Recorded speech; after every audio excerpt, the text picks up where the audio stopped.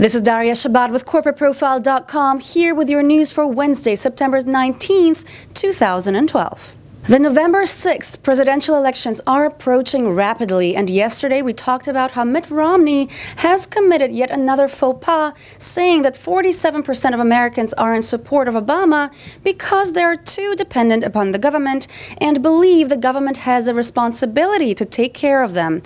You would assume that Romney would try to set the record straight, but it seems he's not backing down from his hidden camera comments, dissing almost half of the U.S. voters. Romney is a former private equity executive with an estimated fortune of $250 million, a fortune which makes many people perceive him as an out-of-touch elitist. The release of this video could now seal the deal and makes it seem that he does not care about the concerns of ordinary Americans, or at the very least that he wants to be president of 53% of America, but not really for the rest of it. So, in conclusion, Romney might have accidentally handed back that empty chair to Obama. What do you guys out there think? Did Romney just crush his own campaign? Post your comments. Oh no, they didn't. Security is being increased at France's public establishments abroad after a French satirical magazine published obscene cartoons of the Prophet Muhammad.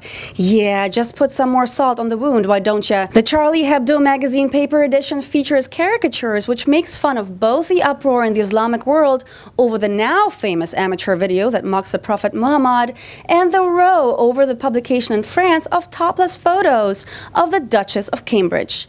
Not surprisingly, the magazine has confirmed that its website has been attacked. It was not accessible as of this morning, and riot police have been deployed around the magazine's offices in Paris. Magazine editor Stéphane Charbonnier said, quote, "I'm not asking strict Muslims to read Charlie Hebdo, just like I wouldn't go to a mosque to listen to speeches that go against everything I believe." Well, he kind of has a point, doesn't he? What do you guys out there think? Post your comments. And from Russia with love, we have Putin and his regime continuing to eradicate any trace of foreign influence in the motherland. USAID, the U.S. Agency for International Development, has until October 1st to pack its bags and go home, ceasing all operations in Russia. This newest development appears intended to cut funding to organizations that Putin sees as a threat following his return as president in May. Basically, a full-on crackdown on pro-democracy groups. USAID has worked in Russia for 2 decades since the collapse of the Soviet Union and has spent over $2.6 billion on programs intended to combat disease, protect the environment, strengthen civil society, and modernize the economy.